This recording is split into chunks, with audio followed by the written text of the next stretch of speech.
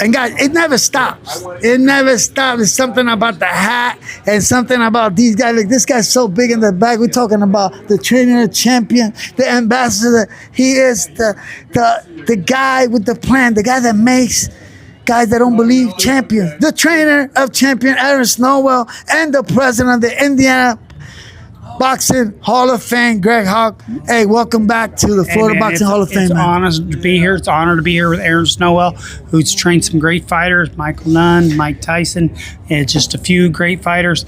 He's doing some great stuff. So I'm here representing Indiana Boxing Hall of Fame. I support the Florida Boxing Hall of Fame. I've been coming since 2018, supporting them. I love Steve Cannon. I love Bob Alexander. I love what the people do, and they represent the people. And you cannot get as close to people like we are right now, talking and being real and being authentic. You go to the International Boxing Hall of Fame, it's not like this. You go to some other Hall of Fame, it's not like this. But here, it's phenomenal. Aaron, I know, you went to the. You just had congratulations because you just inducted your class in May. Was it May? Of 2025. Can you let us know who all? Look at the class that just went in Indianapolis up there. James Toney, Michael Spinks, Ray Mercer. And the hits just keep going and going and going. Man. Cello Laporte went in there. Escalera. And many more. But Jose Alonso. Aaron Snowell's in there. Aaron Snowell, you were there, man. How was it, man? I mean, it's been a great year, 2025. I mean, you've been to Jersey, you've been to Puerto Rico.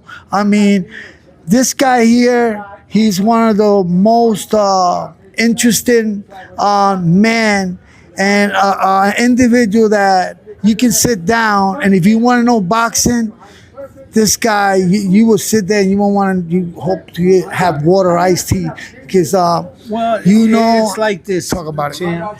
Let me tell you, you got to be around to be down, and you well know that because both of y'all are around and both of y'all are down. That's why you can walk in and talk the game.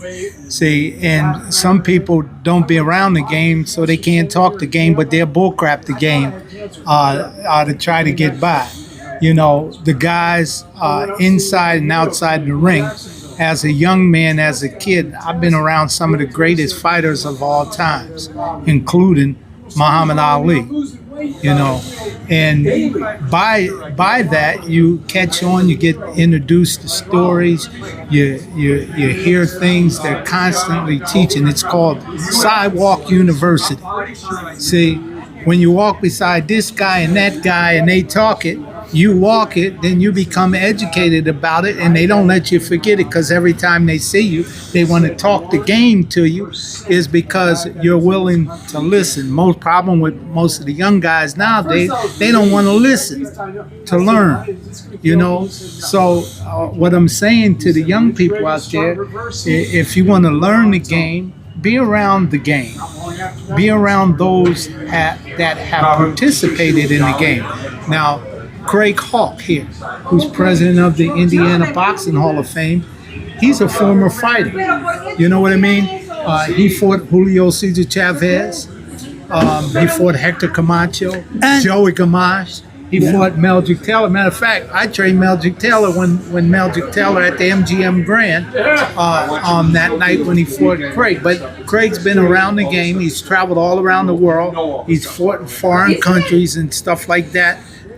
That's why he knows the game, he can talk the game, and he appreciates other people in the game with the highest respect for them. That's why when he sits down and he goes over a fine list, and the list is long, fine to distinguish who is capable of going into the Hall of Fame and why. What historical note do they bring to the state of Indiana? Okay?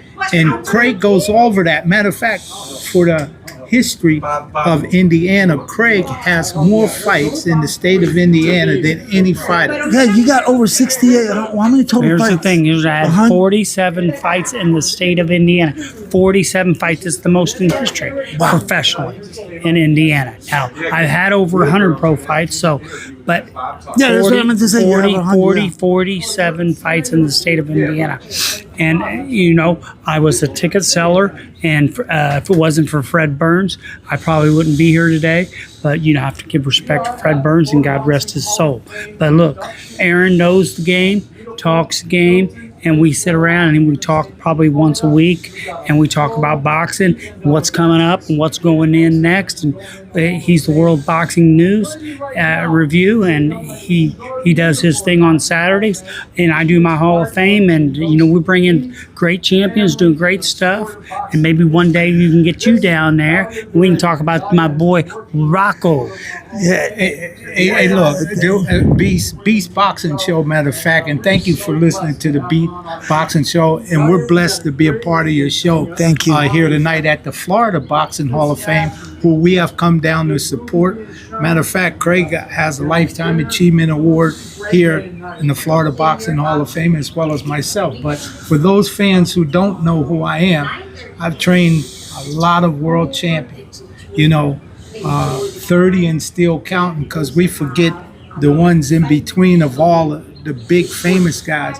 But when you train a lot of heavyweight champions, we done train champions from bantamweight all the way to heavyweight in all of those weight classes. And what makes it so great feeling is that when a trainer has fighters go into the International Hall of Fame, that shows that not only you trained them when they were champion, but you train them for afterlife in boxing. It shows what the level that they were on when they were fighting, when they won championships. You got Michael Nunn, Héctor Camacho, Norris. Michael Nunn.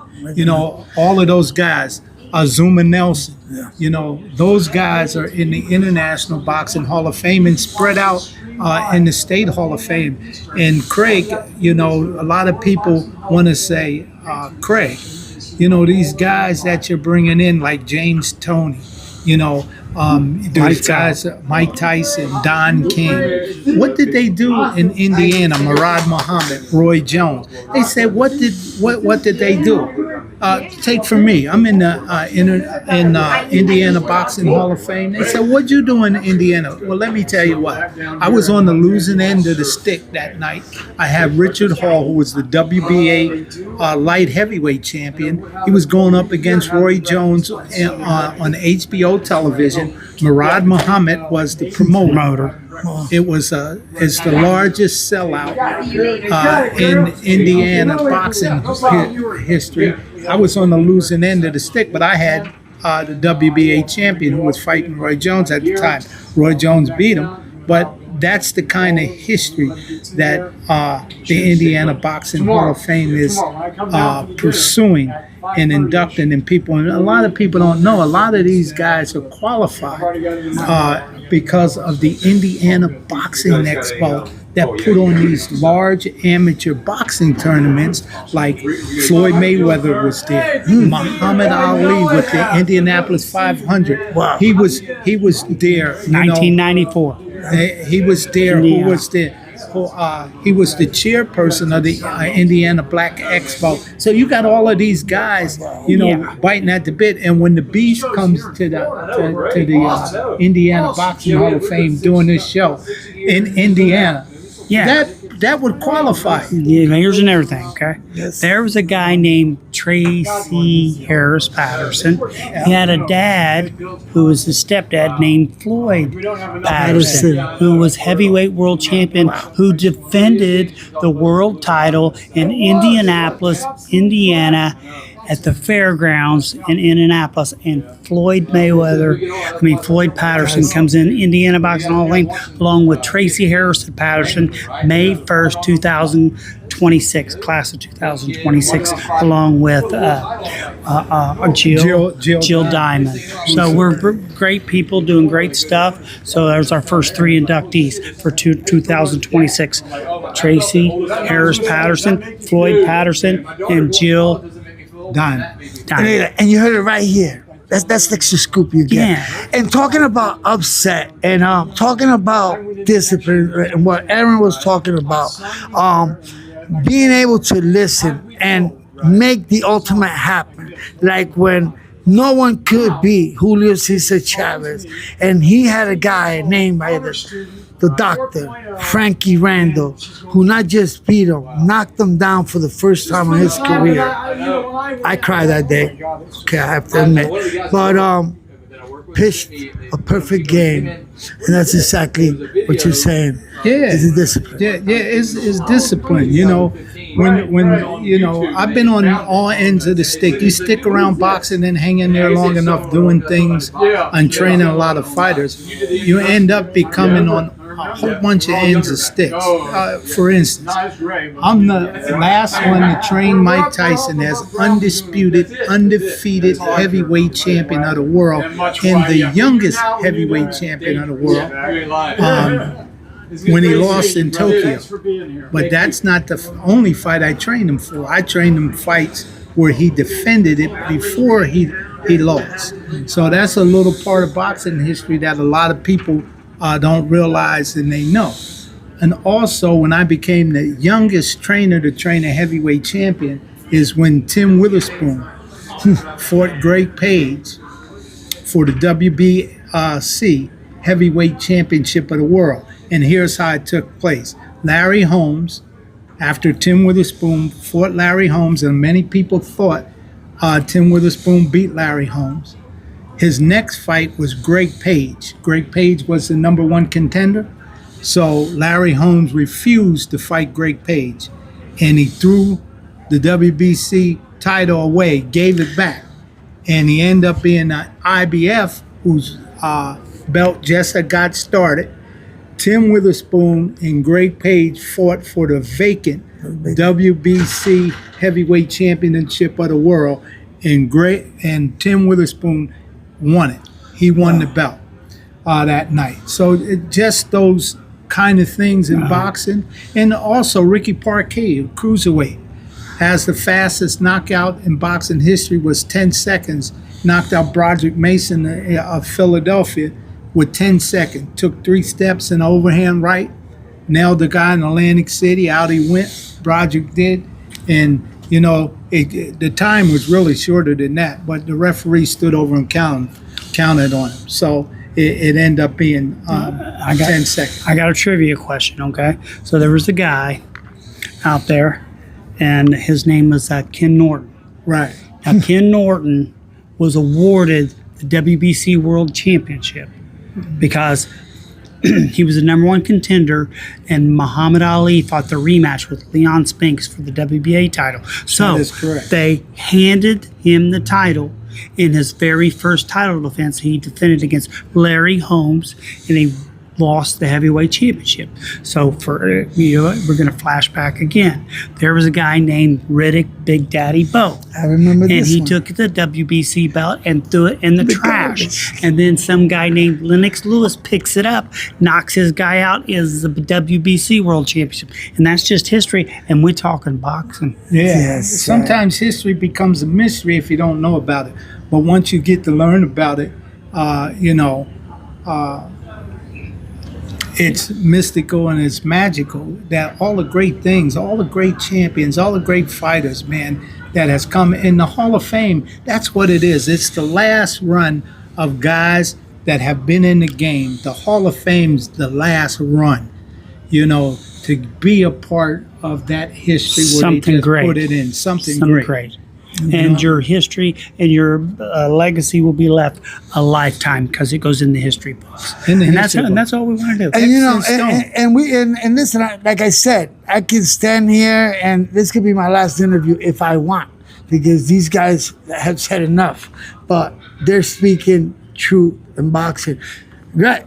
Yeah. Only got Camacho as fast, as flamboyant, good fighter, and all the fights he had. He was only knocked down 4 times. He's responsible for one of those. 3 times, okay? 3 times. Now, and I hit him with a left hook in Florida, in Fort Lauderdale. It was Macho time at the creek. And I hit him with the left hook. And he went down face first. And I stepped out of the way as he hit the floor. And I put my arms up. And I talked about 8 seconds of fame will last a lifetime. And it's in the New York Post. And it's in the New York News. And that's what we do. We do great boxing and great stuff. You guys are awesome. Thank you so much, No problem, Greg, for no taking time No. and teaches us, because we have to look. Right now, we have something that is called social media. There's no excuse. Look into the history of boxing, and we're not even talking about back then 15 rounds. Back then, guys fought with which one guy that always comes to my mind that to this day I won't probably think I'll ever see that again. Arturo Gatti with they say it was a ruptured kidney. From the 4th round, fought with one hand down, lasted the whole fight, and just never quit, and they never stopped the fight. And that's the kind of boxing that these guys been into, the kind of fights that Aaron Snowell has to overcome on both sides, in the winning and in the losing, because he's been on both sides. But he always gets something out of it. Guys, thank you again. No Congratulations problem. on this Class of year's class. 26. And 26 already coming up. And can't wait for Sunday. We still got tonight, we got the tomorrow. inductions. Aaron, anything you want to say to the fans? Weekend. Well, tune into the World Boxing Review radio show tomorrow. You can catch it live on Facebook or live on YouTube at the World Boxing Review.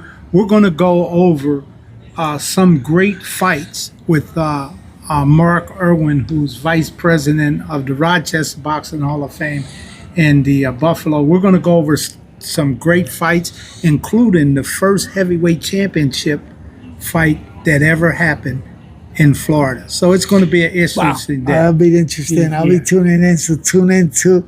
Anything you want to say? Okay, look, I'm going to tell you right now. I'm fast, I'm pretty, and I can't possibly be beat. So if you want to lose your money, bet on Sonny.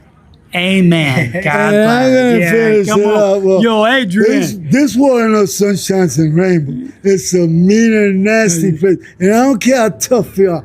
It will drop you to your knees and keep you there permanent if you let it. You, me, or nobody is gonna hit us harder than life. But it ain't about how hard you get hit. It's about getting hit and you keep moving forward. How much you can take and you keep moving forward. And that's how winning is done. So if you Amen. know what you're gonna get, you know what you want, stop making excuses and talking about him and I should have done this and I should have done that, because that's for losers and that's not you. And I leave you. This is Beast Boxing Tiger live at the Hilton in St. We throwing punches, at baby. the We're Florida throwing Boxing Hall of Fame with 2 of the great of the game. And listen, we'll be right back after this. Keep punching and God bless. Amen.